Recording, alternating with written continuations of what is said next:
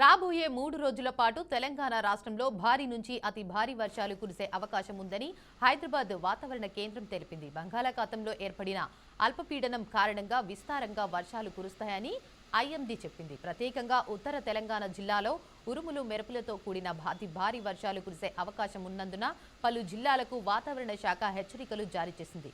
ప్రజలు అప్రమత్తంగా ఉండాలని, లోతట్టు ప్రాంతాల వారు జాగ్రత్తలు తీసుకోవాలని అధికారులు సూచించారు.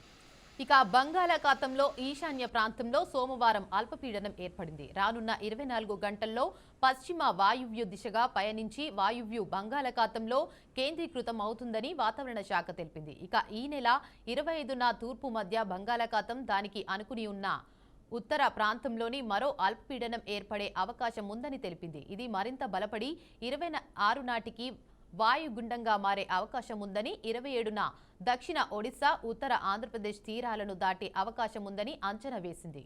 ఇక రాష్ట్రంలో కొమరంభీం, ఆసిఫాబాద్, మంచిర్యాల, నిర్మల్, వికారాబాద్, సంగారెడ్డి, మెదక్, కామారెడ్డి, మహబూబ్ నగర్, నారాయణపేట జిల్లాలో భారీ వర్షాలు కురిసే అవకాశం ఉందని వెల్లడించింది.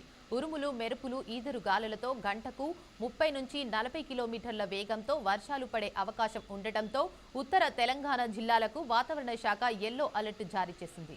ఇప్పటికే రాష్ట్రంలోని పలు జిల్లాల్లో నిన్న భారీ నుంచి అతి భారీ వర్షాలు కురిశాయి. ముఖ్యంగా యాదాద్రి, భువనగిరి, మెదక్, జనగాం జిల్లాలోని కొన్ని ప్రాంతాల్లో అత్యధిక వర్షపాతం నమోదైంది. ఫలితంగా లోతట్టు ప్రాంతాలు జలమయమయ్యాయి. భద్రాద్రి కొత్తగూడెం, కామారెడ్డి, ఖమ్మం, రంగారెడ్డి, వికారాబాద్, వరంగల్ జిల్లాలో కూడా కొన్ని ప్రాంతాల్లో భారీ వర్షాలు కురిశాయి. వర్షాల కారణంగా సాధారణ జీవనం ప్రభావితమైంది.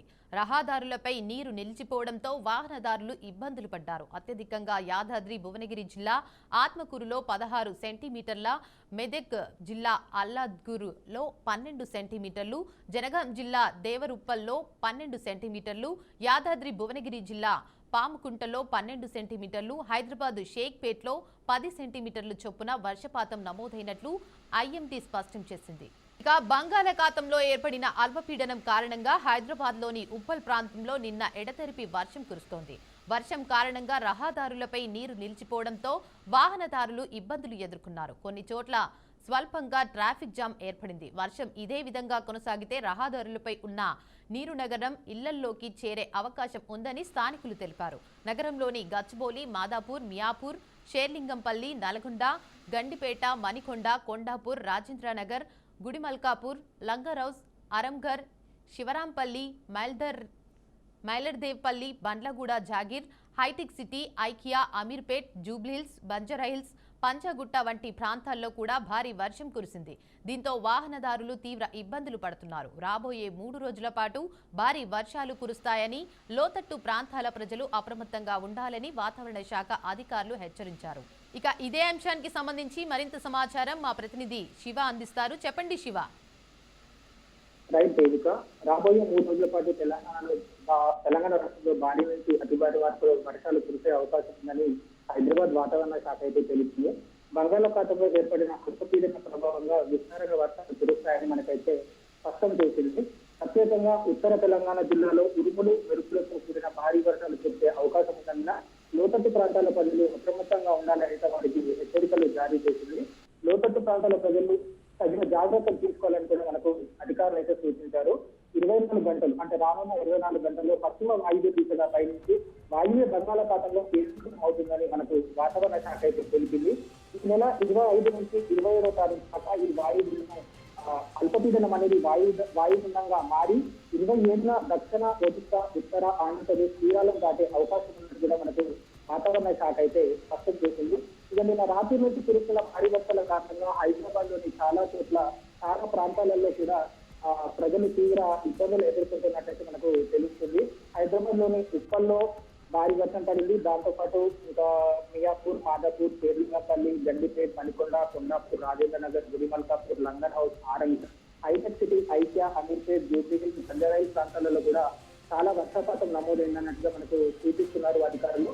దీనివల్ల ట్రాఫిక్ జామ్, రోడ్ల పైన వరదకు నీరు భారీగా చేరడంతో ట్రాఫిక్ జామ్ అనేది తీవ్ర అంతరాయం ఏర్పడింది. ఈ వర్షపు నీరు ఇళ్లలోకి చేరడం వల్ల లోతట్టు ప్రాంతాల ఇళ్లలో కూడా పూర్తిగా జలస్తంభనం అనేది సంభవించిపోయింది. ఎక్కడికక్కడికి ఇళ్లలోకి వరద నీరు చేరడం వల్ల ఆ ఇంట్లో ఉండే ప్రజలు తీవ్ర ఇబ్బందులు ఎదుర్కొన్నట్టు మనకైతే తెలుస్తుంది. ఇక ఇది చూస్తే ఈ వర్షాల కారణంతో జనజీవనం కూడా చాలా ఇబ్బందులు ఎదుర్కొన్నారు.